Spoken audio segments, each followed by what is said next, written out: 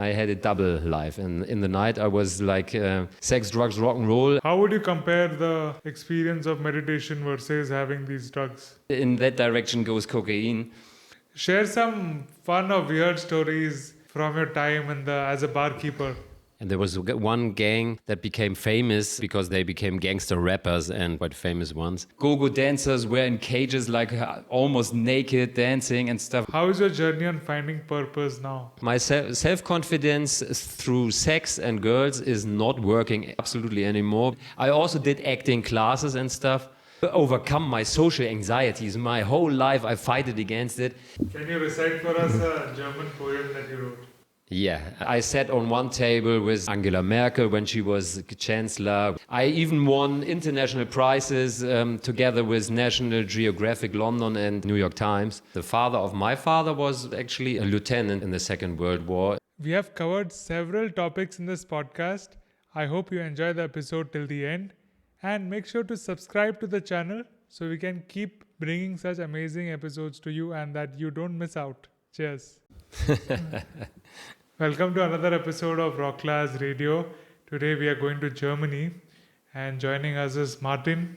So you have experienced cocaine. Yeah.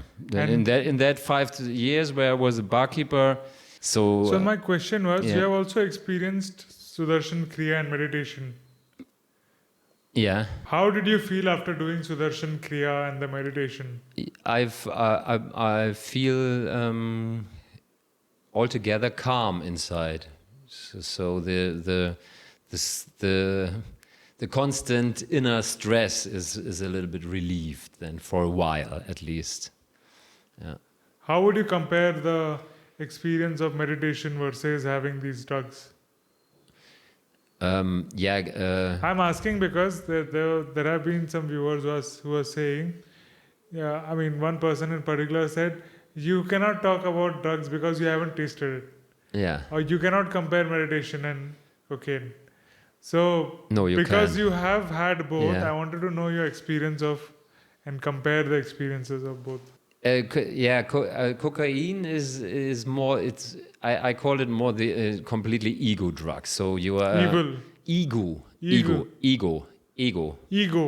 So you feel like super self-confident and you feel like you are the strongest and the best and you have no fears. It's a little bit like alcohol, but much more, and you are like clear. But alcohol also like numbs the fears and stuff, but you get like dizzy on alcohol. But cocaine is like you can really work and function with cocaine, and you have no fears anymore. So that's, for example, it's a little bit similar to amphetamines, like fighter pilots, for example, who have to be awake like 30 hours and have to be super exact to take that, and they don't regret anything to kill like 1,000 people with one body, because you don't have any fears, you don't have any conscience, you feel great. So this is a little bit, in that direction goes cocaine.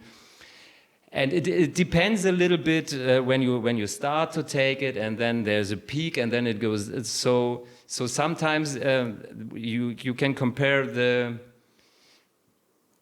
I would say there are, for example, different drugs like MDMA. This is more like you feel like an angel sits on your soul or something. You feel like calm inside and loved and warm and something like that. That's sometimes more the feeling what I have after a good meditation. So more in that direction, not really that cocaine thing. But sometimes when you had really much and you come slowly down from the cocaine, then there's sometimes a little bit like. So why do people on drugs have these sad faces and like these horrible looks? They don't feel energetic though. They have it. They only have it when they come down, because then it goes away and then the craving starts. That's the worst part. So what is the worst part? Tell us. The worst part is when this high feeling, you are the best. Then when it goes down, then all your all your dopamine and serotonin receptors are all that stuff that makes you happy Works in reverse. chemically in your body is wasted, and there is no more. So it feels like super depressed, like dark, like everything. So it is not that's what I always said. That feeling of happiness and self security and all that stuff is not raining from the sky. It's just sucking all that what you have, sucking out in one situation, and then you have it all, but then it lacks like all the 3 days afterwards, and you feel 3 days afterwards like shit.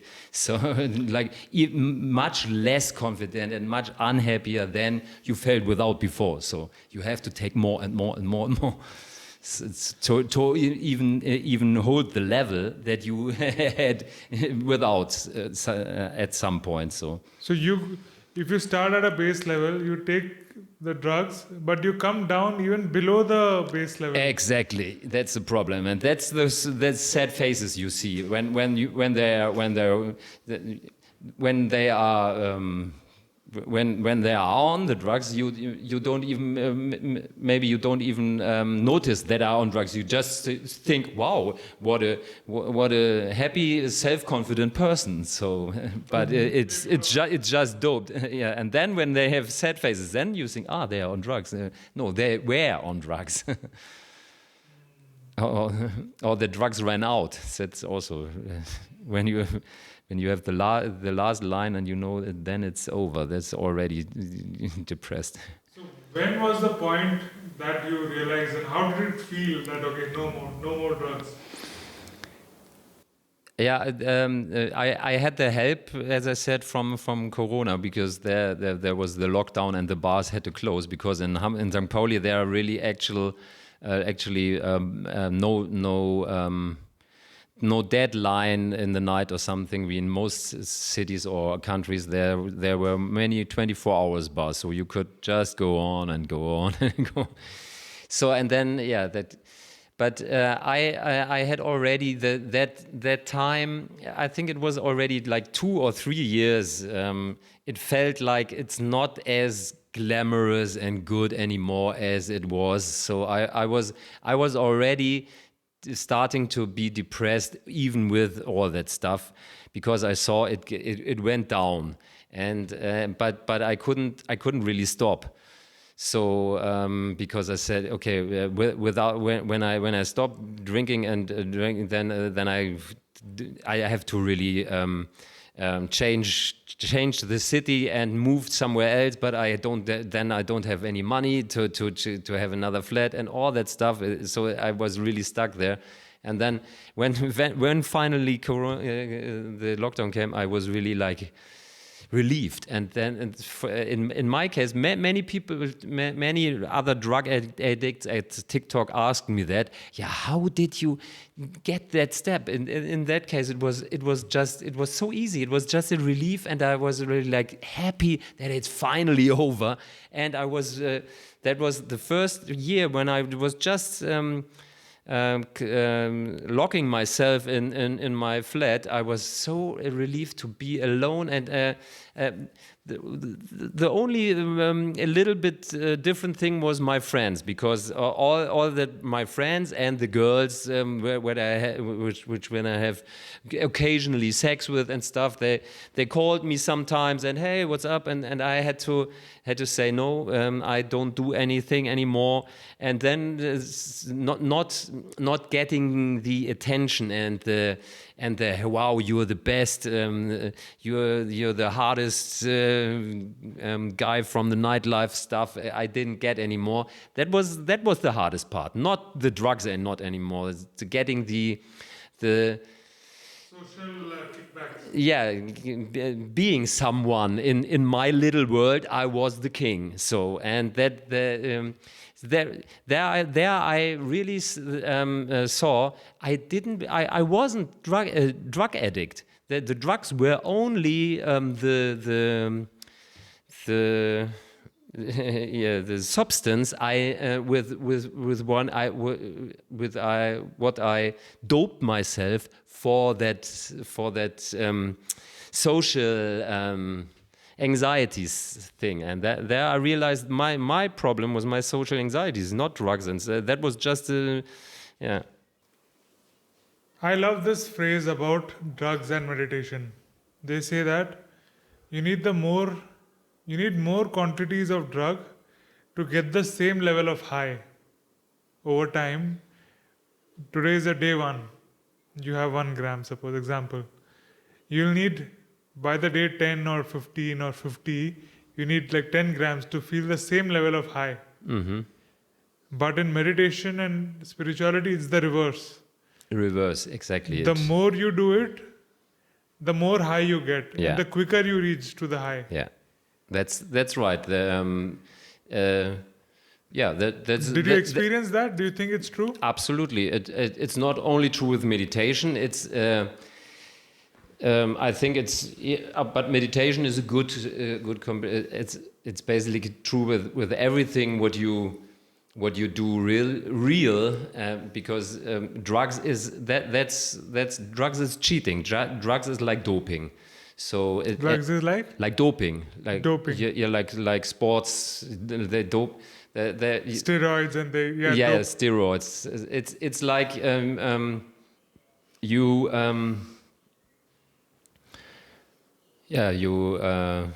You take a shortcut to be fast. You take exactly. This is a good shortcut. This is also what I when people in my TikTok canal ask about advice. I always say there is no shortcut in life. So I wasted so much time in my life to take shortcuts. Okay, with alcohol, I get faster through that, or with drugs or something. Yeah. But it works for a moment. It works surprisingly good for a moment, and that's exactly the danger.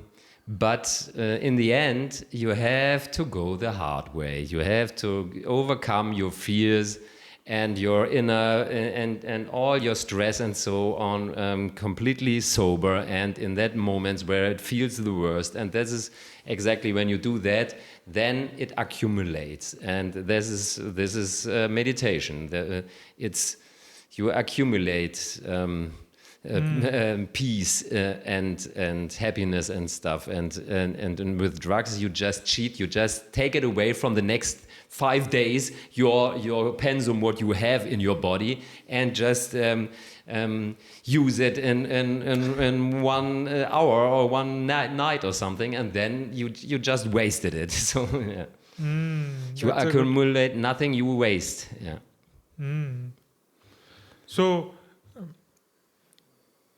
that's also true, right? You need more quantities to get the same level of high. Yeah. That's the body gets used to it quite fast, and then you need more and more and more, because it's all the same with sex. For example, if you have constantly sex with different people and stuff, you need to have it harder and harder and harder, so something like that. So it's with everything, also with I don't know, with TV shows or sweets, or if you start with 1 bar of chocolate, then you after a week 1 bar is not enough. You take 2 bars, and then you take it's the same with everything. Yeah, that's what Guruji says in the videos, no?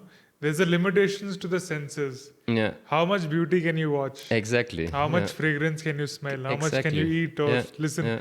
How much music can you listen to? Yeah. And that's the big problem for us now, because like 1,000 years ago or something, there was not. We had to fight. That was the purpose in life, to fight to get something, enough to eat, to survive and stuff like that. And now you have to fight to not do too much, because you can get everything. Not eat too much to get obese, not drink too much, not too much alcohol, not too much TV. You can watch Netflix shows like 24/7 if you want, not to do that. You have to discipline yourself to do everything not too much. Exactly. This is the big that problem that we didn't have in the whole mankind. So it's a quite new problem for us all. So how do we deal with that? Exactly. Yeah. So we have abundance now, and our challenge is to how to stay away from the distraction, or how to have moderation in that. Exactly. Yeah. That's like 90% I'm dealing with in my life, and then last 10% is what's the actual purpose in my life? Yeah, I mean, our ancestors would just hunt, and why people like sweet is because it was rare. Now you just get sweet sugar so much, and now there are ads and people complaining about no sugar, less sugar. Yeah. And then we didn't have time to think about purpose, right? Because even somebody who's working on the farm, or somebody who's doing very intensive work, he doesn't have time to think. Or somebody who's very hungry, somebody in the war zone. Exactly. They don't have time to think about purpose, right? Yeah, it's only the filled stomachs. I think that's the reason why I feel good when I work there in the farm, because it's a little bit like the people hundreds years ago. They just work the whole day for their living, and then then they are tired and go to sleep, and when they wake up they start immediately to work, and in between a little bit eating, and that's it. They have absolutely no time to think about it. Yeah. And they have also no time to do stupid stuff like watching 24 hours the new Netflix show or something. Like, you just don't have time for that. Superb. And one thing you mentioned, the difference between Germany and India. I'm not sure yet, but that things between sex and relationship between men and women. For example, in Germany, I think is worldwide the country where nudity is super normal. We have beaches where everybody walks naked, in sauna everybody is naked. So and here is quite still, you can't even see girls with short trousers or not often, almost never. So even the legs are still covered. So so this is also a thing for us. We are so used to naked bodies, it's getting almost boring. So and for you it's already a little bit of the leg is something happens. So this is also the same thing, that sexuality can also be like a drug, and you need more and more and more and more. So I experienced that. But on the other hand, you also through social media can have pornography and all this. So I don't know. Yeah, it's the same thing. No, all the pleasures have a limitation. You need more of that to get the same level of high. Yeah. So I was say, when you said about the skin and all that, I saw a video of a man dressing up as a woman in Afghanistan. You know that? Yeah. No faces shown, it's just like holes in the mask and free robes and all that. Yeah. Even then, guys are hitting on him, on her in that hijab or burqa. Yeah. Because she was walking alone. He was walking alone on the street. So and on the other side, you're just used to seeing nakedness, and you're done with it. Perspectives from different parts of the world. Yeah. You have experienced everything in life, right? All the people, thing for. So, what advice do you have for young people who are being peer pressured for trying out alcohol or trying out drugs? What would you tell them? And I wasted quite amount of years to teach or to know that there I would be glad when somebody told me that before. But yeah, you can have fun. I don't know.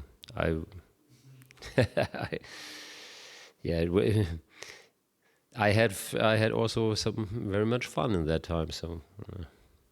And we would love to hear your meditation experience after a few years, after some time of practicing it, and how do you feel with that?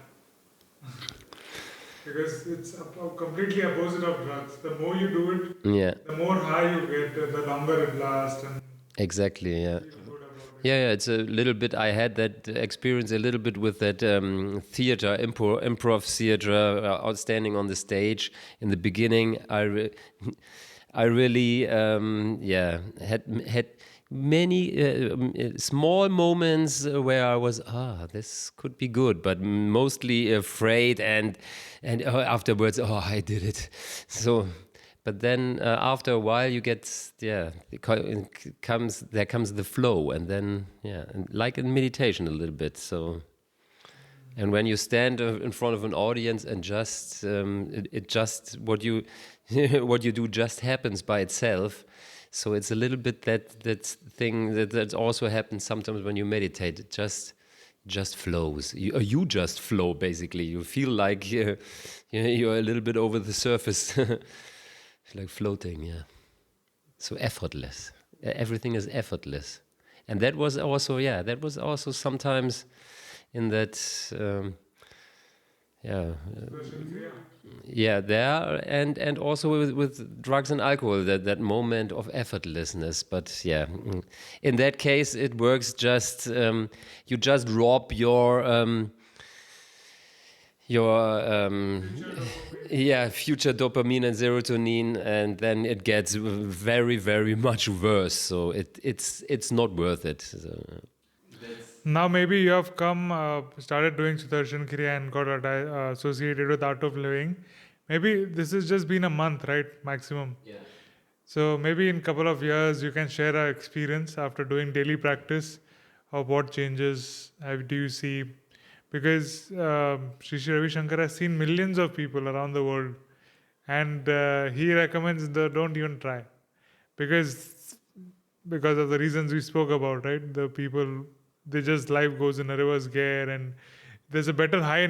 I have been meditating for many years now, and I've felt highs many times just by meditation, or all the problems dissolve and get more energy out of that. No, I'm not so okay. I need more practice. For me, it's like it's moments where a little bit like when the drugs kick in, all the fears and problems. So the thing with meditation is, the more you do it, the longer it is. Yeah.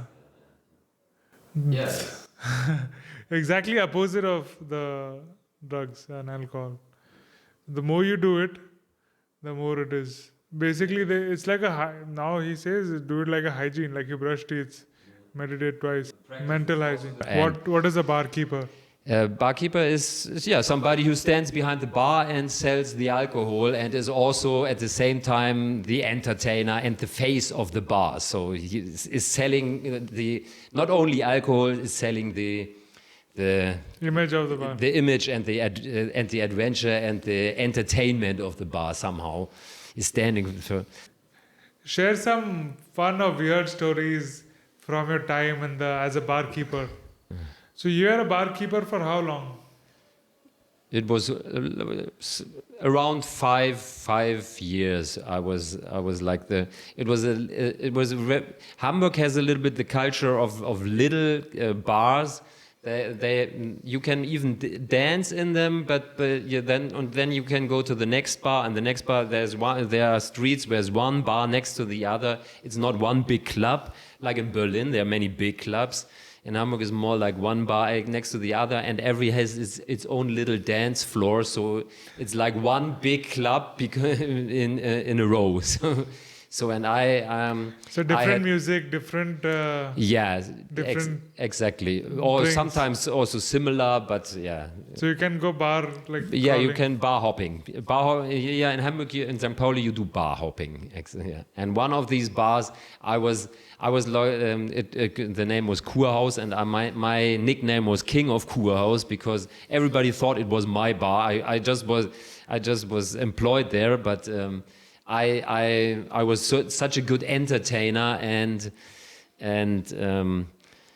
pretended that I'm like the king of everything there, that everybody thought yeah, it must be his bar. So How did you entertain the people?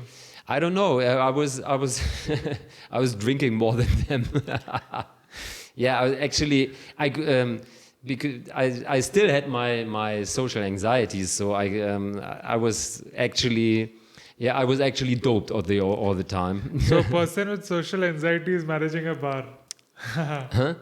A person with social anxiety. As managing a bar, yeah, that's Irony. yeah, that's irony, yeah, and that was one of my one of my challenges. What I did, being on stage, singing, being on stage, acting, being and barkeeping in that bar is nothing else than a stage. That bar, and They were always like sitting. The bar was like a U around me, and there was always like sitting at least 5 beautiful girls that looked at me in love. So I felt really confident there because of that, and yeah. So love makes you feel confident. No, not being loved, yes, Being loved. or being. It was not really love. It was like, like I don't know how to say it in English. Like being, when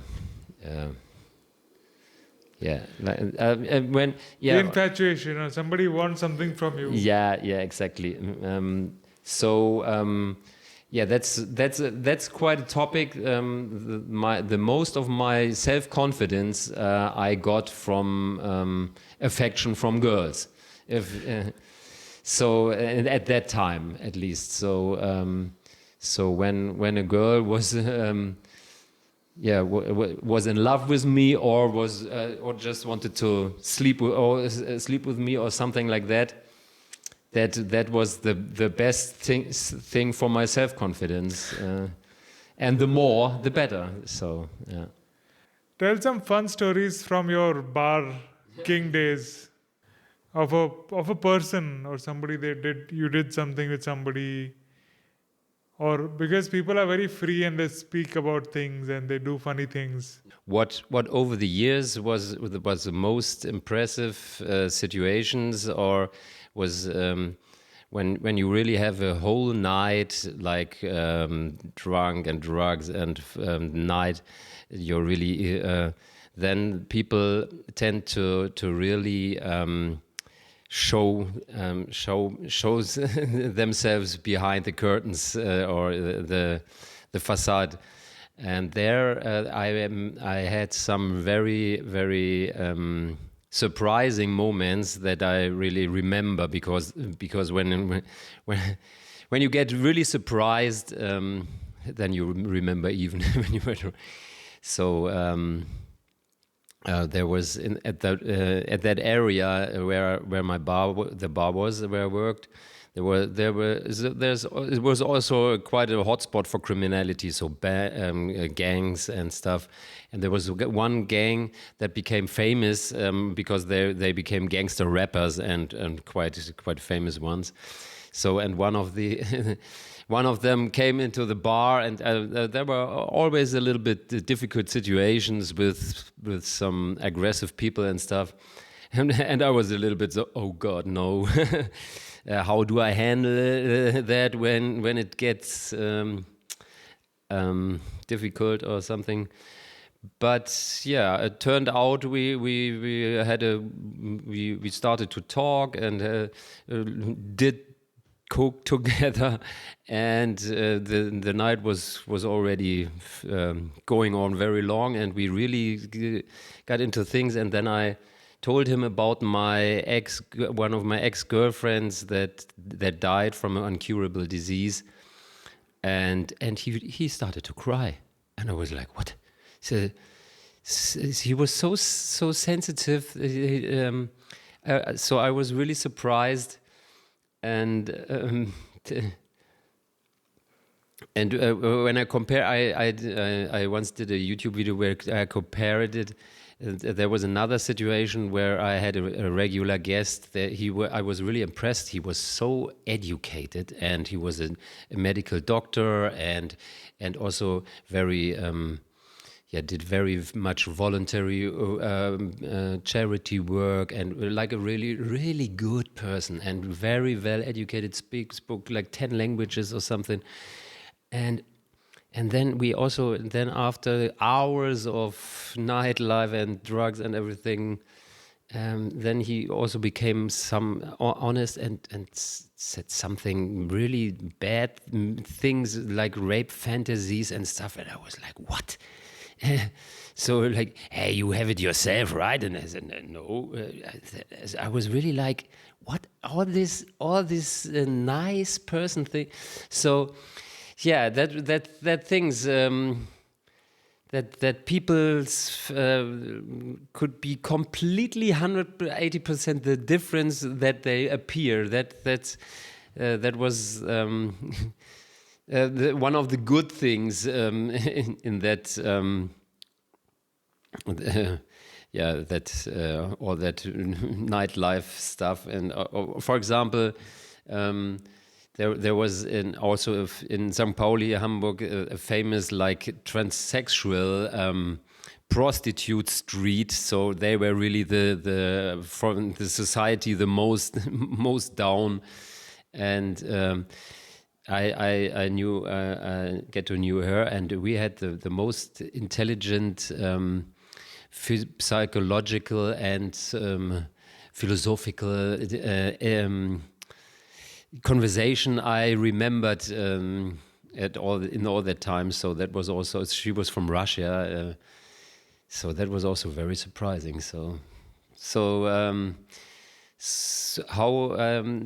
How different people also, maybe it's not that they are only that or only that, but everybody seems to be also the opposite of that, what he shows. So that, yeah. Can you share some juicy content that you put on TikTok? Yeah, I was with that girlfriend, the barkeeper girlfriend, what I told you, the wild nightlife queen. When we were together, we went to Buenos Aires and had Argentina. To Argentina, yes. And I told for example, I told about that. Okay, we went to Buenos Aires and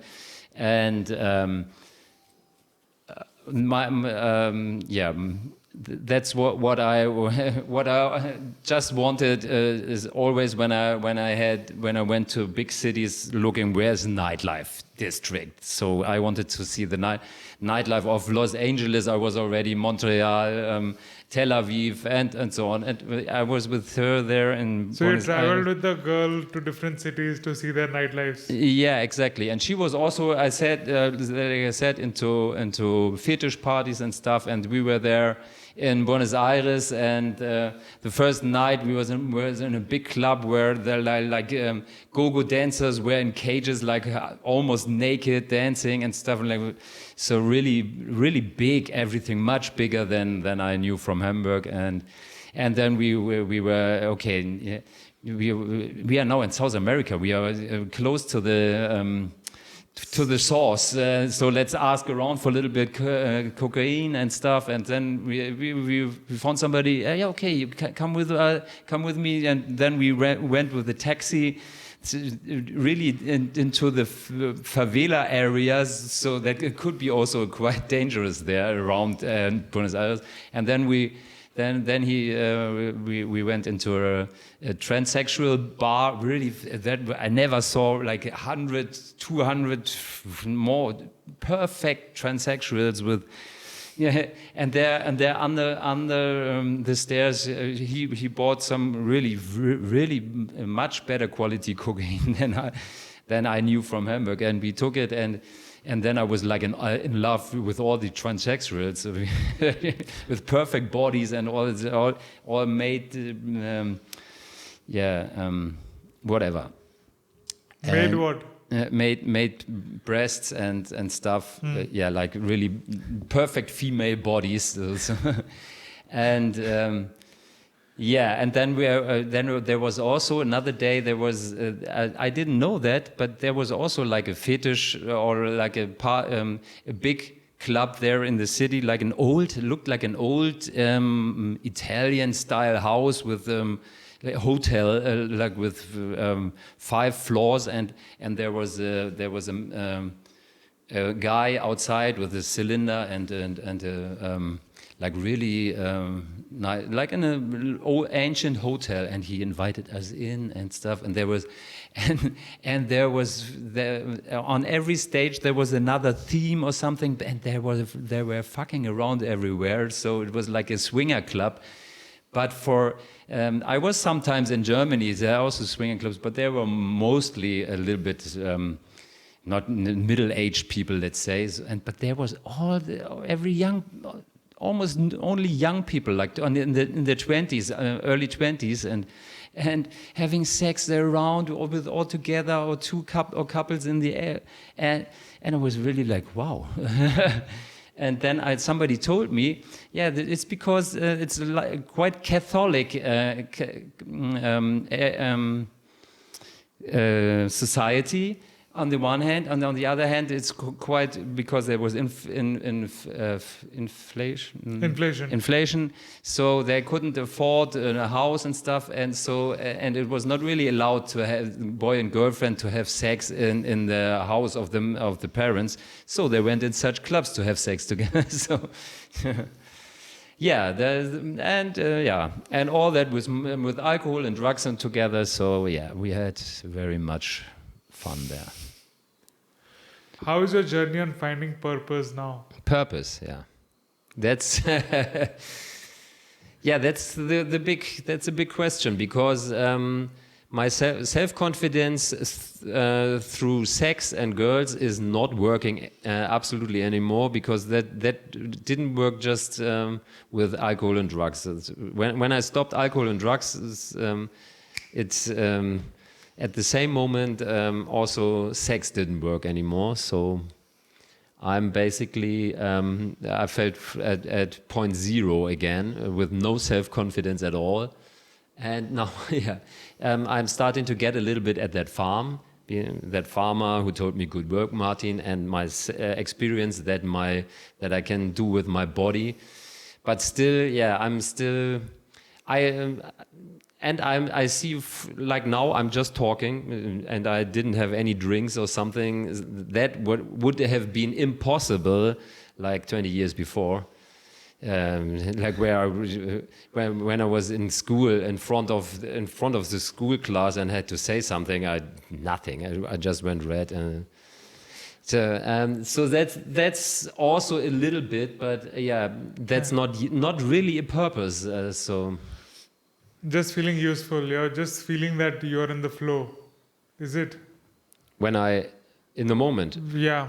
You feel as if you are in the flow when you're doing physical work. But exactly. That I'm just being useful or without thinking about and being in flow. Exactly. Also, when I also like when I'm on stage or doing improv, or a little bit like now. I'm just talking. I'm in the flow. I'm not really thinking or doubting myself anymore. And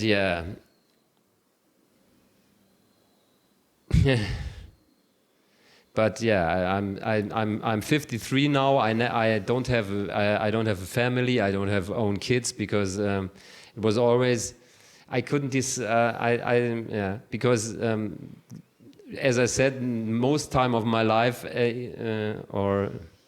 it was just for my confidence, relationships and sex and stuff. So I didn't. There was no room for a real relationship and a real family and stuff. And I also was still struggling with. I still felt not really. I was not really a perfect big brother for all my younger brothers and sisters, or a second father, and all that responsibility. I didn't want. Yeah. So yeah, I don't know what does somebody with 53 who has no kids and no wife gives somebody like that this a new purpose in life. I'm still searching. For me also, finding purpose has been a big challenge or big, and I thought the finding purpose, the struggle was just for my generation, because we have so many options, right, through social media and seeing things online and comparing ourselves. I thought that was getting the purpose lost. Yeah. But it's surprising to hear that even in your generation, you're having that issue for 53 years. Yeah. Somebody who's of a 53-year-old. Yeah, the thing, interesting. I don't.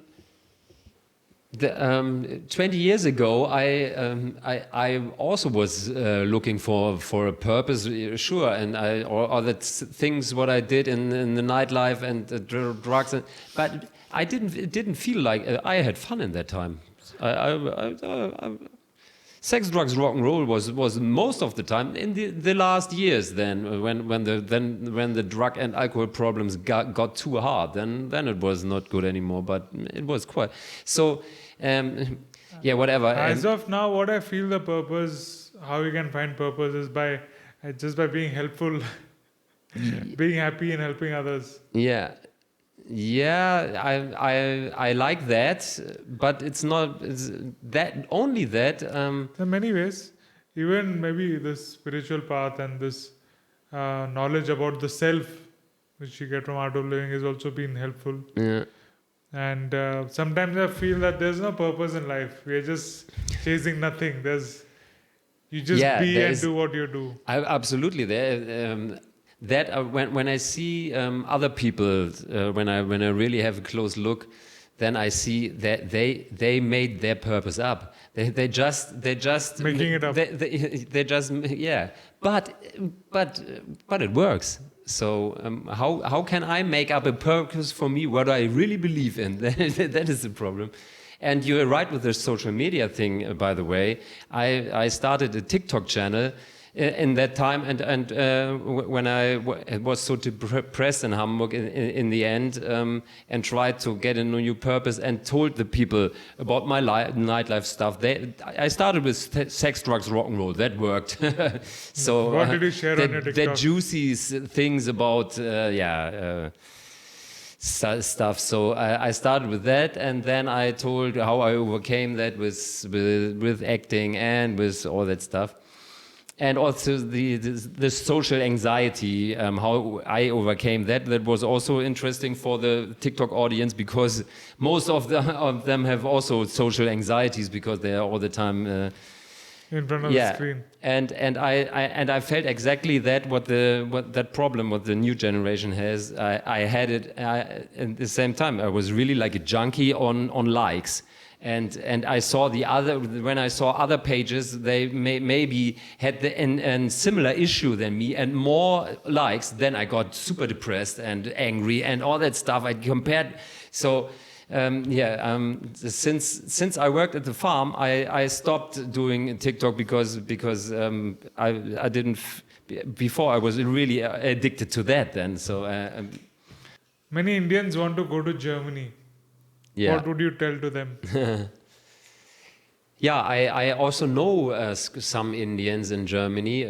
Actually, in one improv class, what is in English, there were like 2 or 3 Indians. So Indians, like doing improv. I think, or also the comedy is also quite famous here in India, right? So is it absolutely necessary to know German if you're going to Germany, or can people talk in English? No, when you live in big cities like Hamburg or Berlin, it's it is good in more smaller cities, but in Berlin, for example, there are some central quarters where when you go into shops or something, even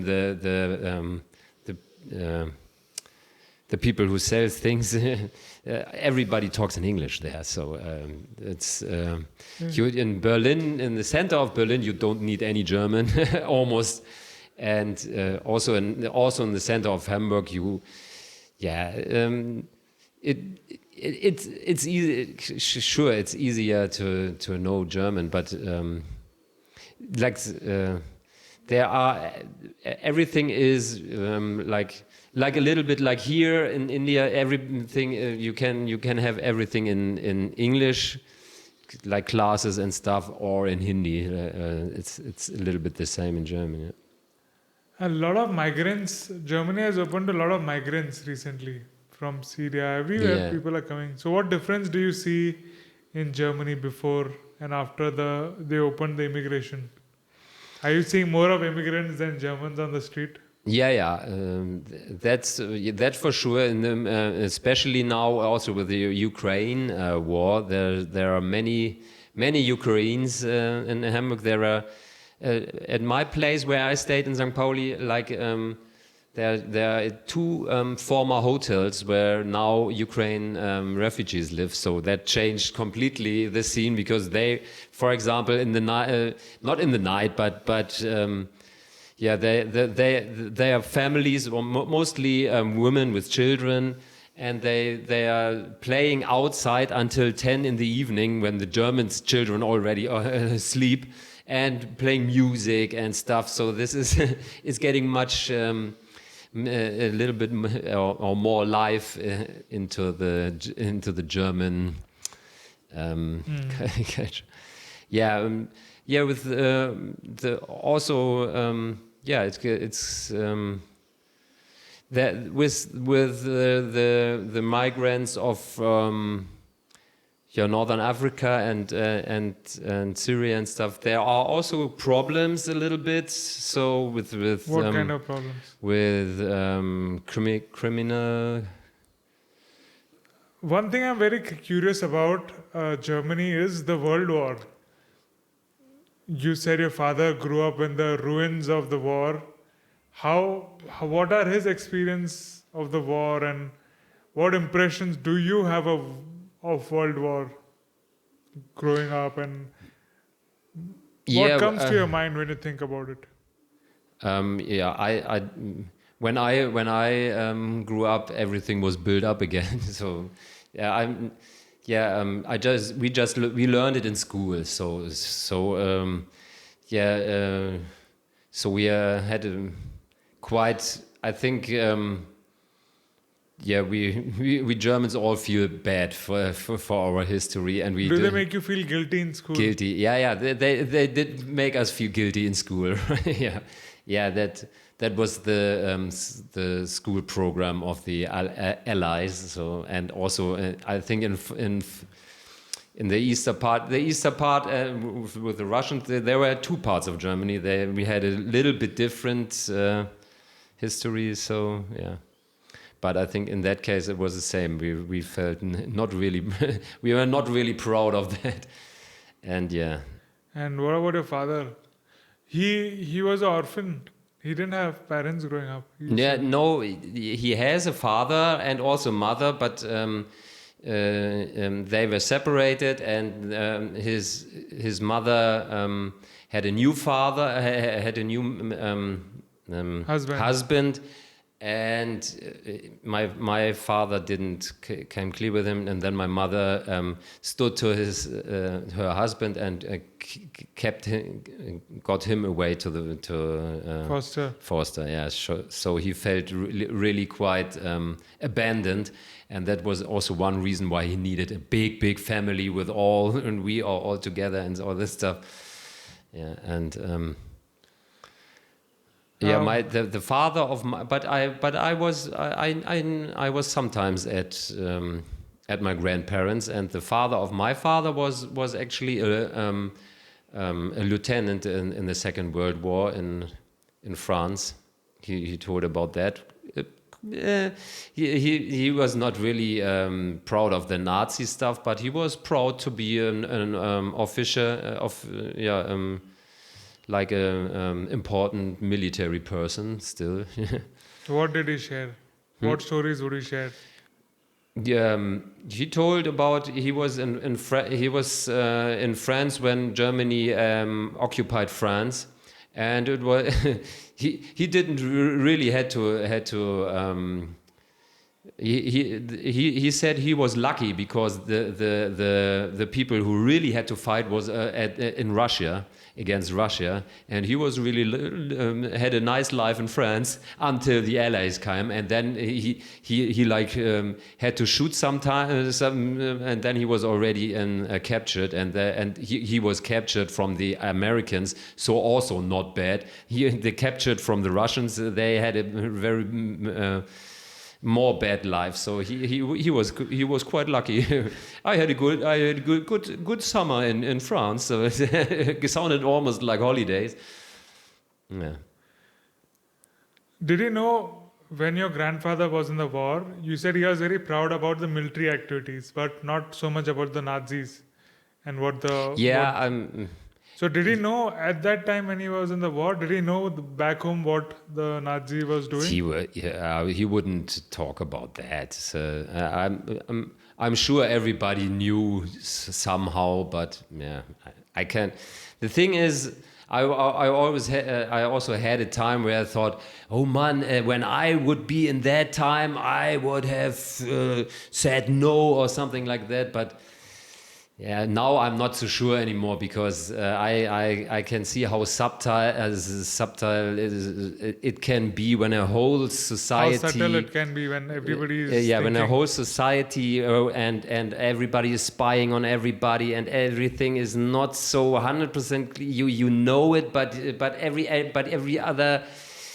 You look at the others and they also do it like that, and so I don't know if I really would be different. So that's quite a young rebellious arrogance that you say I would have fighted against it.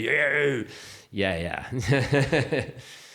The propaganda was so strong that nobody dared to question or think anything others about it. Yeah, I think it was a perfect system that worked. I think, maybe the German society, because we are very we like very much our rules, and this is also we had one day one thing what I was really surprised here in India when there was a construction site and a roadblock, and everybody just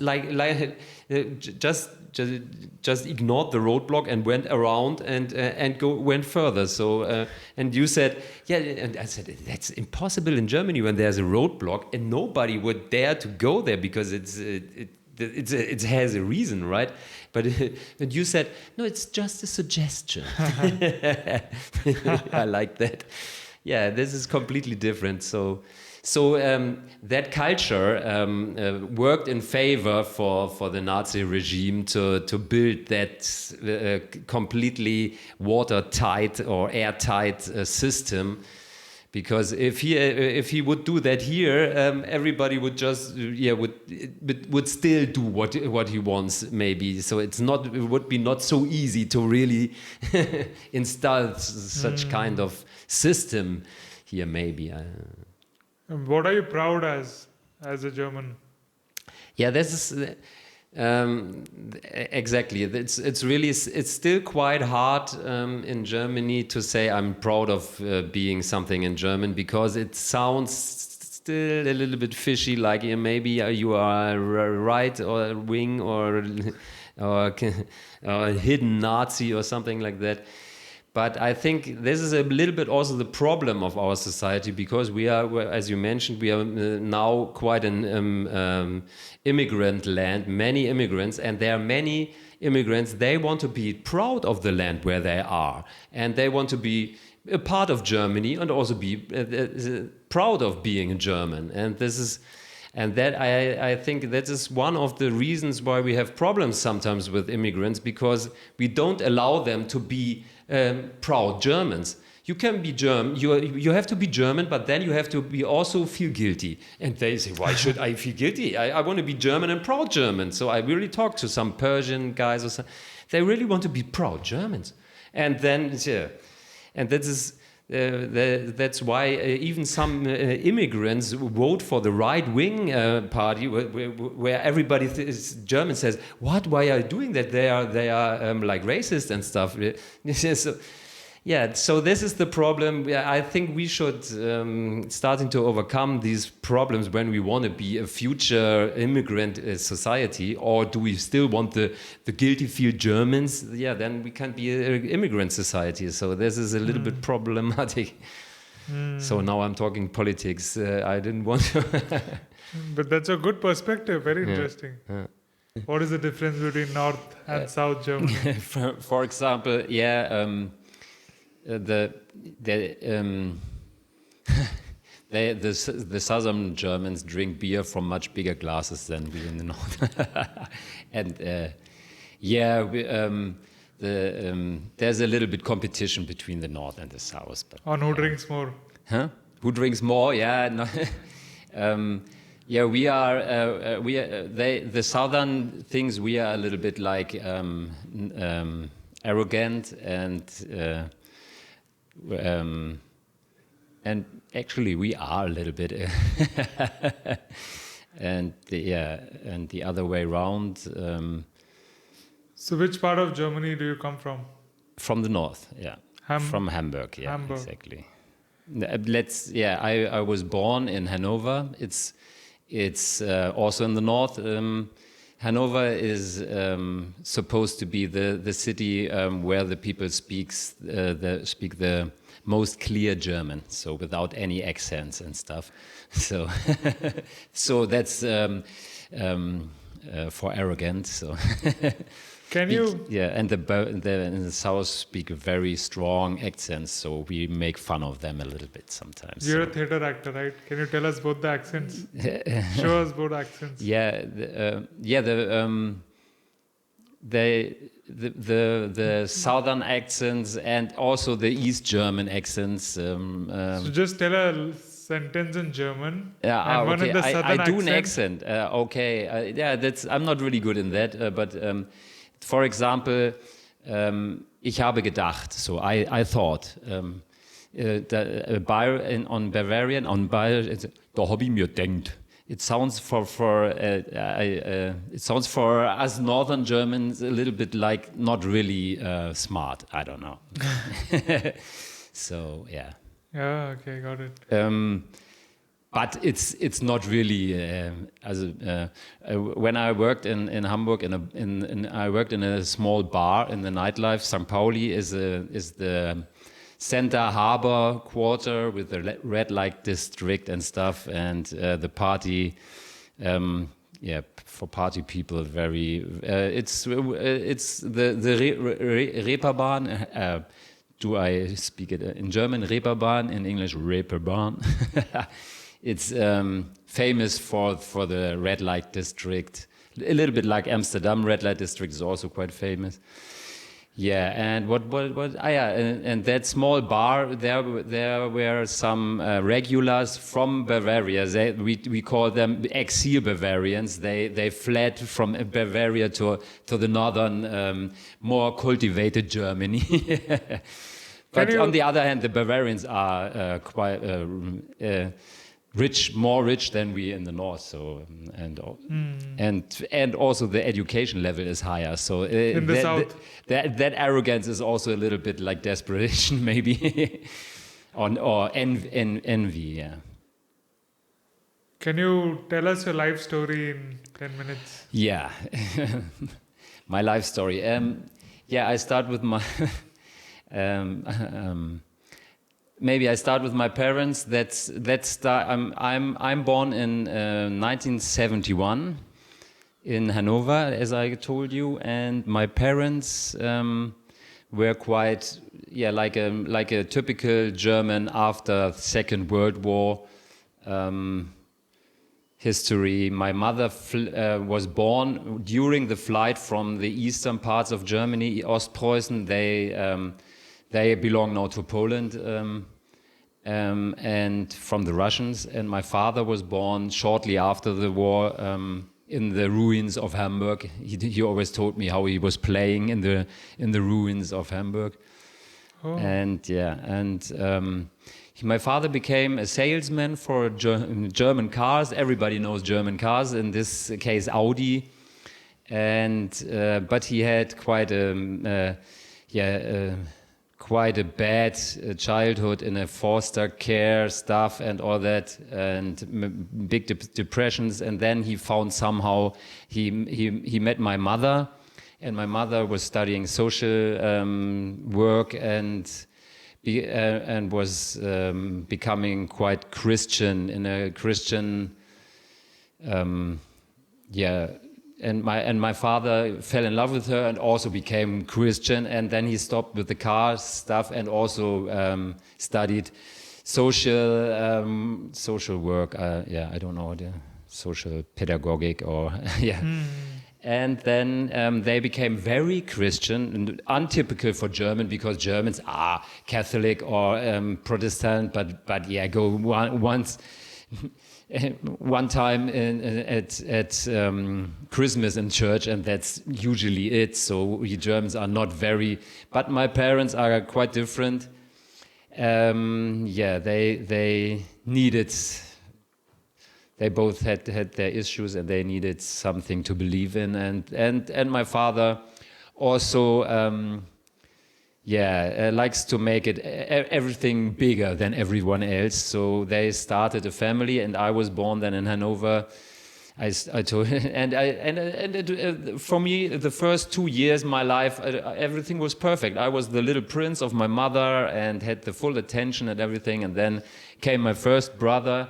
And my mother always likes to tell that story, that I was so envious about the attention my brother got that I always threw him with my toys at him. So, but that was not the end. Then came my first sister. Then came another brother. Then came another brother. Then came another sister, and so on. And in the end, there were even twins, two sisters. And so I had 8 brothers and sisters, and there it starts to get completely untypical German, because usually a German family is maximum 2 children, and that's it. So we were like, then we had to move to a small city around quite near Hamburg, but a former farmhouse, because everything else was too small. And so we grew up like a little bit in it was like a Christian community, but in one family. So it was somehow nice, but on the other hand, my parents were a little bit the outside is a little bit evil, and we have to believe in God and stuff. So really a little bit like They also belong to a little church, Baptist church, that is more common in US, or not, but it's also in small, whatever. So how many minutes do I have left? I'm still at my childhood. And then the one thing is, all the other Germans were a little bit looking at us like a little bit like foreigners, because such a big families usually don't only had immigrants, not Germans. So I know already from the beginning that I didn't really felt to belong. Also my whole life afterwards, I mostly had friends that were also more immigrants. So yeah, whatever. That's one thing. The other thing is because I was so isolated, more or less, inside the family, I was like the second father and had. Because my father was starting then again in the German Volkswagen, but not anymore as a salesman, as a like coach, because for managers, and so he was quite often away because Volkswagen was in Hanover and for Wolfsburg and stuff, and So did you move away from the farm? Did you come to the city? Not yeah, wait.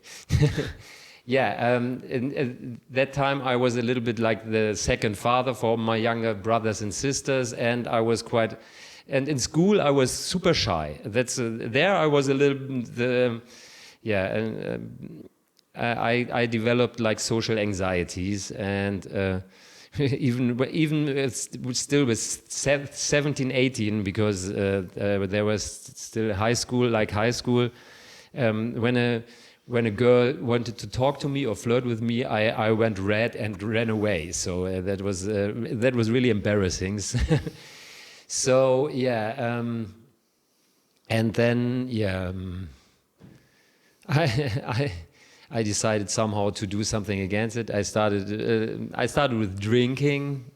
That helped a little bit, and then I had my first experiences with girls, and then I thought I have to leave because my parents were very, very strict religious, so they were really like didn't like it much that we had contact to other children that were not in a church, for example. So they're really ridiculous. But anyway. I decided to all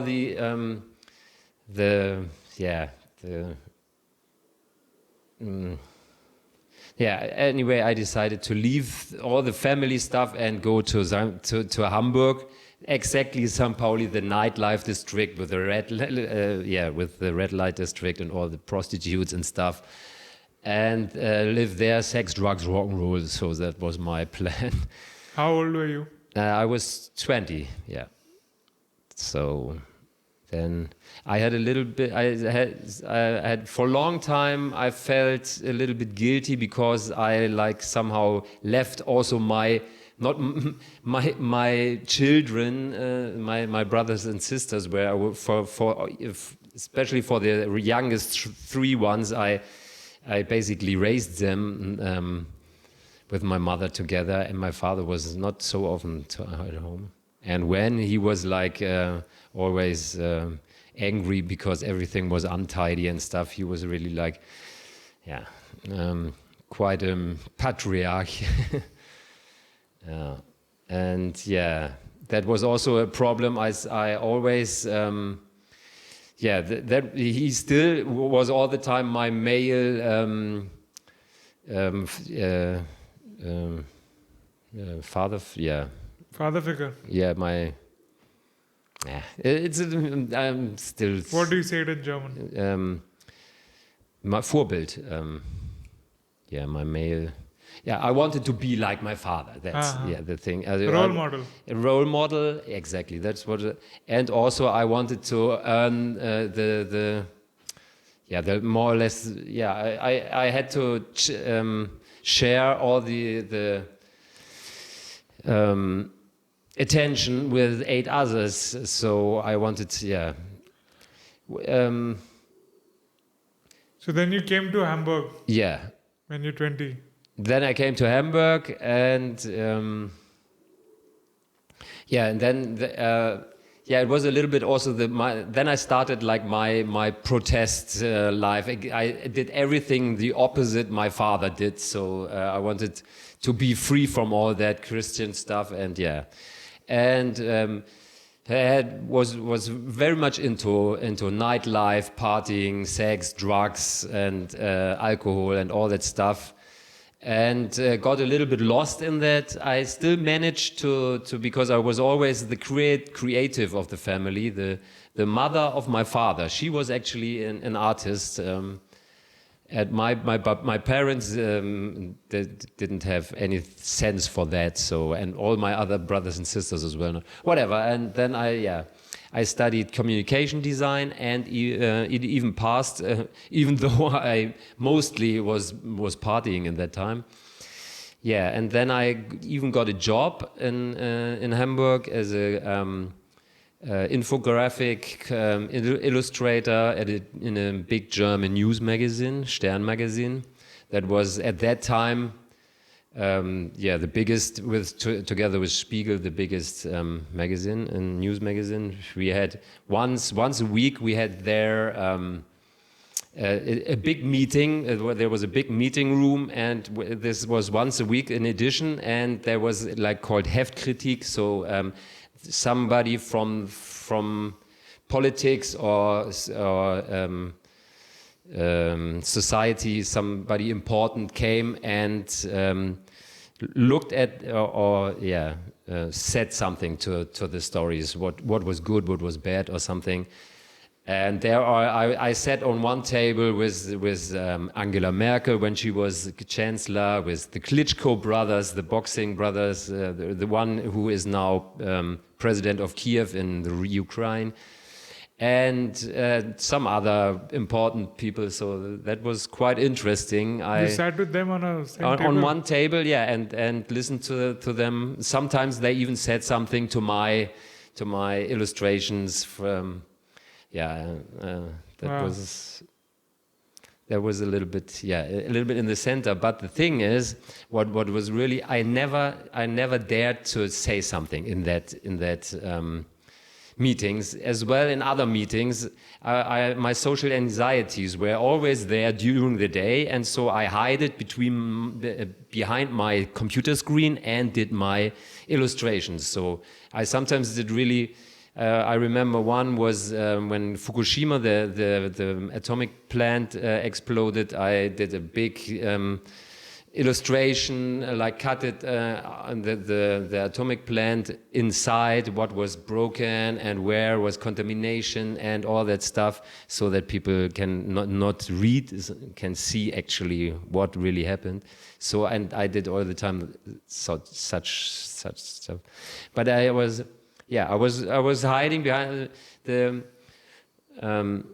I had the nickname the autist, because I was really like hiding behind the computer 8 hours and talked to nobody. But I was the fastest and the bestest there, the best.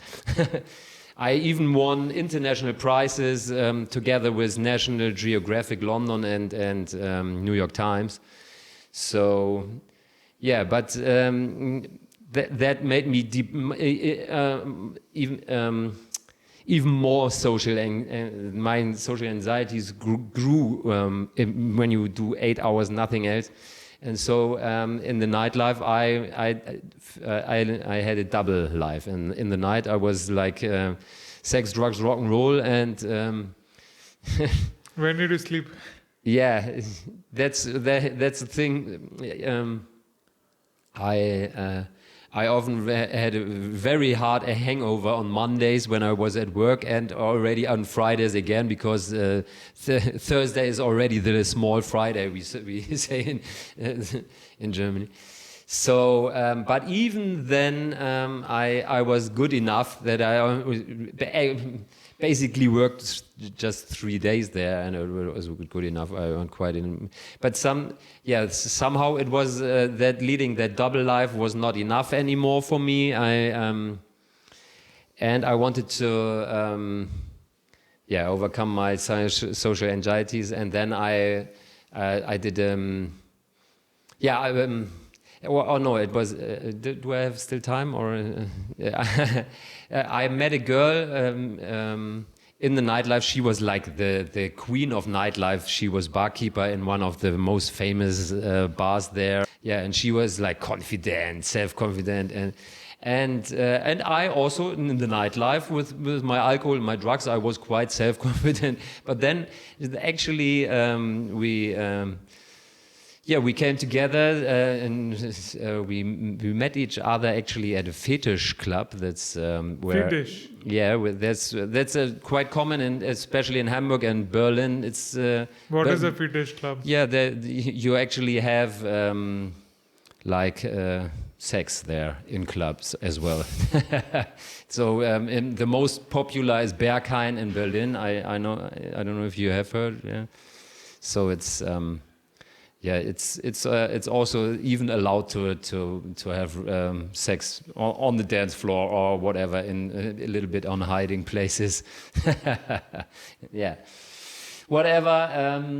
Yeah, and then I was together with her, and that was starting to be a problem, because during the day she was still self-confident. I'm not anymore, because I had no more. So, and then I started to drink even during the day, and then I had a real problem, and because then I was not yeah, whatever. Then I started therapy. My first therapy, I went and that therapist said, okay, you first half of your life you lived the life of your parents, okay, and then you decided to do the complete opposite: sex, drugs, rock and roll, St. Pauli, everything. That's everything okay? And I said, huh? How many years did you do that for? Yeah, 5, 10 all years? together, yeah, almost 20 years. Okay. Because the story is not over. Yeah. Then I was, yeah, and I went to, yeah. Okay, now I really can talk when I go so much into details for another half hour. I think it's. No, it's okay. Yeah. Okay. So then this. Yeah, I was trying out some other therapists. They say, "Oh, maybe you have an alcohol problem." I said, "Yeah, well, it's So you started something new." drinking in the day just to be confident for that girl. Yeah, yeah, exactly. I would do even more. Yeah, and then I really saw that all that was a fake. That it was and I have to really change something. And then I did that therapy, and then this therapist recommended me former Osho camp. It was one of the hardest personal development trainings supposed to be in Holland, and I went there. I did a sabbatical at my job that was possible, and I went there for almost a year, and really did really hard personal development. So like a little bit like that ashram here, but much harder, like the dynamic meditation, really until you, give up everything, every concepts. Yeah, and really go bliss beyond fear was the motto. So do everything. What are you most afraid of? And then I said, yeah, talking in front of people and stuff. Yeah, no, more. And they said, oh, and then the end was, even more singing, I think, before in front of people, and then singing in the main shopping street of Hamburg. During the day, during rush hour, standing there and singing so loud that the echo comes from the walls. That would be my most nightmare. And then, they said, then do it. You tried that in the camp? Huh? In the camp you did this? Then I went back to Hamburg. They said, take an singing teacher for some weeks, studies 3 or 5, 6 songs, something, and then go. And I was like, okay, I did that. And like 2 weeks before I planned to really stand there, I was really like felt like so much fears that at least they will cut a leg off or something. But then I stood there, and it was fine. So you learned how to sing. I learned how to overcome fears. My singing was not really good, but the people liked it. No, it was not really somebody who made fun of it because they saw how it was more brave than good singing, I would say. So can you sing for us something right now? Yeah. One of the old songs I sang there on the street. Afterwards I did really my own lyrics and all that stuff, but I can remember it was a bar song about Amsterdam. So you can Heute sing. Nacht Amsterdam hängt die Hoffnung an dir, wie die Fahne am Mast auf dem sinkenden Pier. Heute Nacht nee, das war falsch. Auf dem, also die Wörter kriegen nicht mehr. Heute Nacht Amsterdam hängt die, den Text, scheiße, den Text kriege ich nicht mehr. Heute Nacht Amsterdam hängt die Hoffnung an dir, wie die Fahne am Mast auf dem sinkenden Pier, nicht auf dem sinkenden Pier. Heute Nacht Amsterdam wird ein Traum. Heute. Yeah, the What is the lyrics. meaning of the song? The song is about sailors who come to Amsterdam, like the same like St. Pauli. It was the same. The sailors come there because the harbor and go into the night and all waiting like for weeks already on the ships for meeting a girl and drinking and stuff. And that is the night, heute Nacht. And then afterwards, it was only they had at the next morning they had only a big hangover, and all the money is gone, and all the dreams were just illusions. So that's basically the song. So also quite a part of my life. But I didn't even go to was a sailor. I just did the other part all the time. So you mentioned earlier that you were also into improv and other things. Where did that come from? Exactly. The thing is, when I overcame my fears that way, I started. That I did without any alcohol and stuff. But then I thought, then I became like, I wanted to be a rock star. No, because when I can overcome my fears, then I can do anything. So I was really like, okay, now, and then I wrote my own lyrics and started at small venues, and then I became. I thought, but I'm still not really relaxed. I'm still like, okay, I overcome my fears. And then I thought, okay, maybe when I now put alcohol and drugs on top on it, maybe that's the solution. And so my alcohol and drug problems came back again. So yeah, and during all the time, it's quite. I also did acting classes and stuff. Yeah, and then was Corona, and all the nightlife was closed in Hamburg and the whole world. And I always said that by me my guardian angel, because he didn't not only close the bars in Hamburg or in St. Pauli, in the whole world, because he knows I would just go to Australia and go there to the bar. So yeah, so then I had to. Then I started. Then I really started that therapy, but I also learned on my own. I basically stayed home and dried myself out and wrote like almost books every day, my experiences and all this stuff, my history and songs, and did all creative stuff. Yeah, and then I learned to be on stage also without alcohol, and then I started improv classes and all that stuff, and then I wanted to teach. Then I started to the next level now is teach other people how to overcome social anxieties and also addiction problems. Oops. And yeah, I started that a little bit in Hamburg, but I don't know. I didn't really make a living with that, and I was quite disappointed that I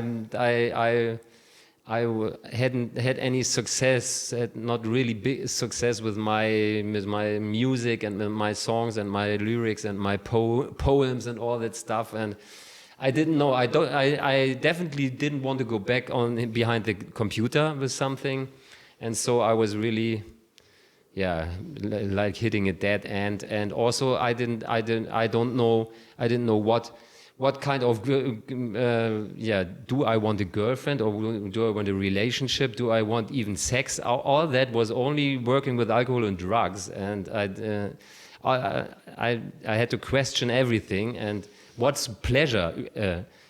Before, pleasure was for me like having a drink and smoke and then let's go. So then the pleasure came by itself. Without it was really finding pleasure in life, or even what kind of people I want to be friends with was also hard. In the improv classes, they were nice, but I don't know. Yeah. So I hit a complete dead end, was completely lonely. Nobody. I had my brothers and sisters. I was a little bit like heading back, getting or starting to connect with them a little bit more again. But every of my brothers and sisters everybody wants also his or her freedom. So we love each other, but we have not so much contact. So and yeah. So and then one of my brothers, I had didn't talk to him for 3 years or something. I was from Australia. He called and said, yeah, do you have something important to do in Hamburg right now? Because I could use your help. And then I said, actually, no, I don't have anything important to do. And then I went to Australia. And yeah, long story, why he needed my help is maybe a bit too long. But in the end, I started there.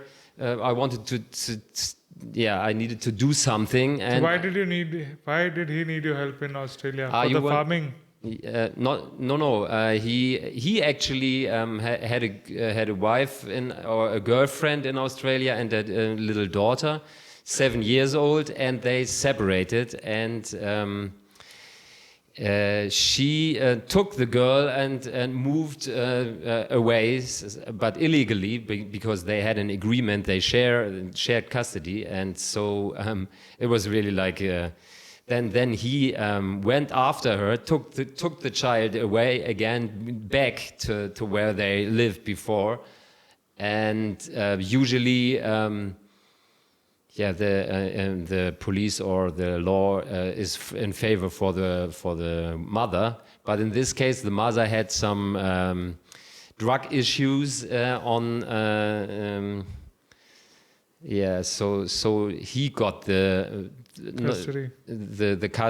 custody for now. There's still a lawsuit hanging up, and he bought a house so that his position is stronger, that he has his own house for the child and him and all that stuff. So he's now basically alone with the child and in a house what needs renovation and stuff, and he can't do all the jobs he did before because So what was your role? Why did he want you?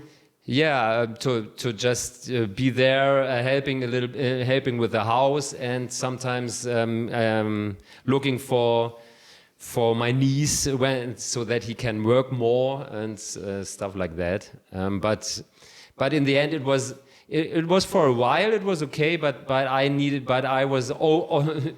That was one reason to go there, but bigger reason was quite selfish. I wanted to find a purpose in my life, so that was not enough purpose for me to just help my brother.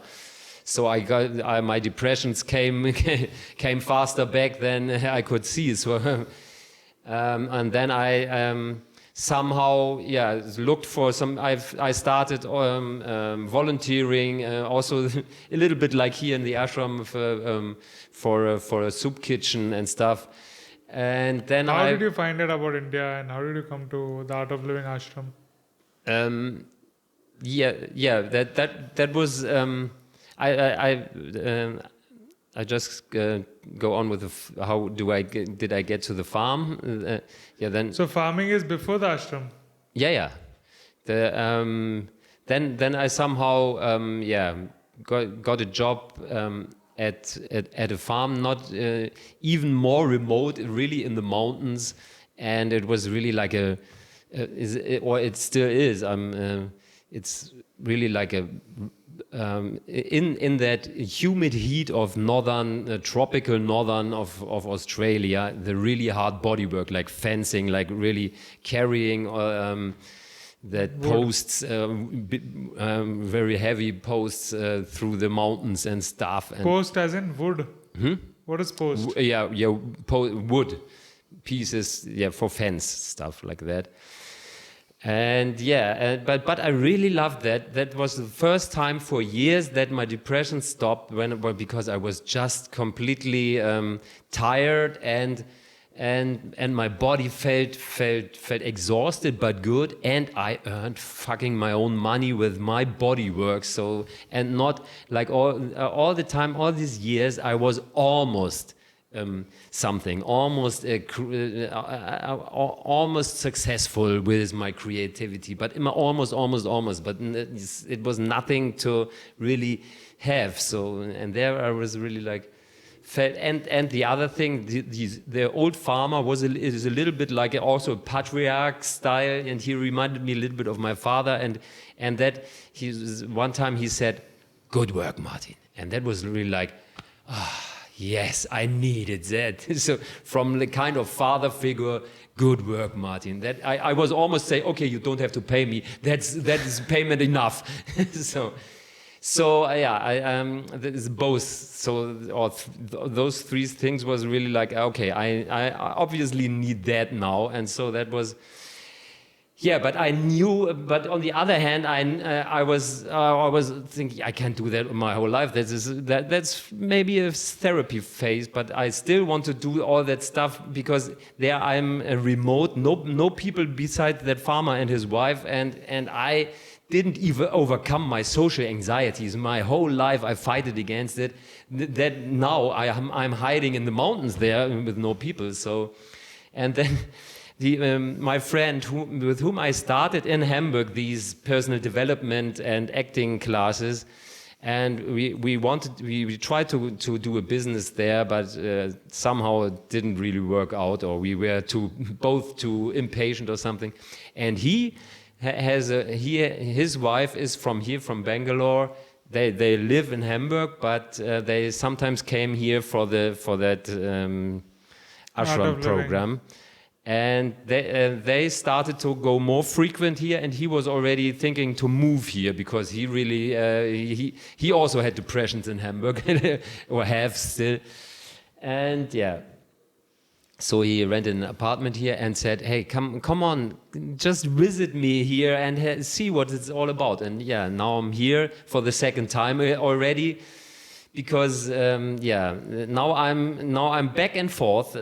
I just was here for the first time, and then I was 1 week back, and then I thought, what am I doing here in the mountains? In India I was there. Maybe I can do what I told you, or maybe teaching that IT Indians here or acting. Maybe I can do that. What I wanted in Hamburg here much better with people talk. In front of people, maybe, and then I was, but here, and then I was, oh no, I still need that body work, I still need that therapy, farming, and then I went back, and then and now I just I just bought a plane ticket back, and now I'm regretting it because you want to stay. I want both, so. I think I need both. No farming online. Yeah, exactly. That's not working. Yeah. That's and this is now the point. Am I ready to be sober and do I have overcome my social anxieties and all that stuff so completely that I can be in an 8 million city here and being in there's so many people here around there, much more even than in Hamburg was okay 2 million people, but it feels more crowded and you are all the time you're talking and all this stuff. But yeah, am I ready for that, or do I need more isolation and power myself out against my depressions? I'm afraid that I don't know, but I know. So I'm I'm struggling in the moment. What do I do? So yeah, Australia back to Germany is no option in the moment. But even that, I don't know. Yeah. How would you compare life in Germany to life in India in general? Yeah. The thing is, I really have now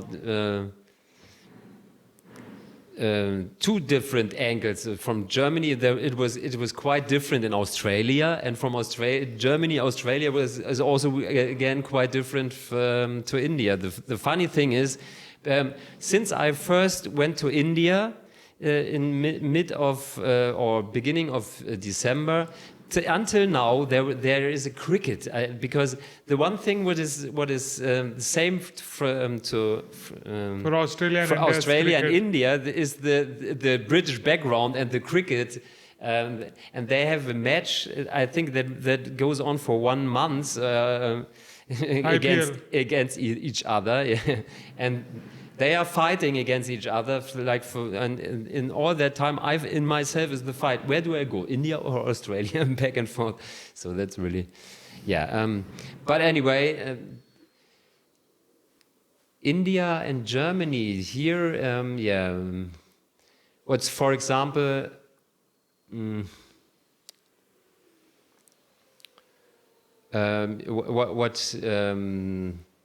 the first things that came in mind was that eating with the fingers. That was really when I was first also trying it, because there in that canteen were no spoons. Okay, I had to. I was really like, I'm not allowed, because we in Germany, when we were children, were taught, don't eat with your fingers. So it's the complete opposite, because it's... Don't eat with those spoons. Yeah. So, and then somebody explained me that eating with the fingers is actually a good thing, because your digestive system is getting connected with the fingers, and you have much better feeling how much you eat and stuff. So that what we learned, don't eat with your fingers because it's unsanitary. Okay, but it's not in this case in India, because everybody is washing all the time his hands and his hands. That's also different. And and the footwear, going barefoot. It's also that thing, that culture of barefeetness. That's that. I had already that culture shock a little bit in the northern of Australia. I don't think it's in Sydney like that, but in the tropical northern, there are also sometimes the people running barefoot in the supermarket or stuff. So, Can you recite for us a German poem that you wrote? Yeah. When I was when I locked myself in for like a year to do my self-therapy, I wrote every day. In the morning when I woke up, I just wrote 1 page without thinking, and there were some poems there, and one I start.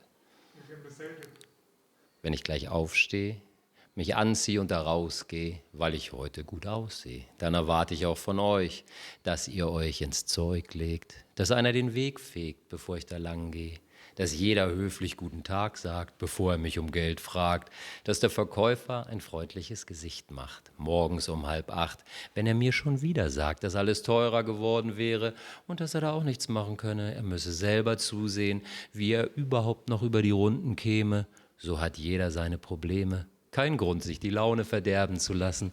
Man muss sich auch mal mit was Schönem befassen, zum Beispiel mit mir. Dafür bin ich ja so früh heute Morgen schon hier. Ich sorge mich um euer Wohlbefinden. Lass eure Sorgenfalten verschwinden. Mit einem leichten Lächeln, das reicht manchmal schon, mein Sohn. Und dann gehe ich heiter eine Straßenecke weiter, vorbei am freundlichen Friseur. Der grüßt immer. Der weiß Bescheid, wie man sich auch mit so viel Selbstmitleid nicht aus der Fassung drehen lässt. Man leuchtet. Es wird einem warm ums Herz und die anderen haben Licht im Gesicht. Das ist gut für Körper, Geist und Seele. Wem nützt denn das, wenn ich mich hier mit euch nur quäle? Wenn ich gleich aufstehe, mich anziehe und da rausgehe, weil ich heute gut aussehe. Wenn ich gleich aufstehe, mich anziehe und da rausgehe, weil ich heute gut aussehe. Wenn ich gleich aufstehe, mich anziehe und da rausgehe. Wenn ich gleich aufstehe.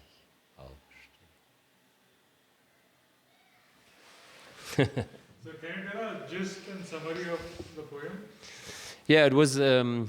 I remember it was like a really dark, cold winter morning, and I was when I was just thinking what I was surprised myself when I wrote that. What that came from me. I was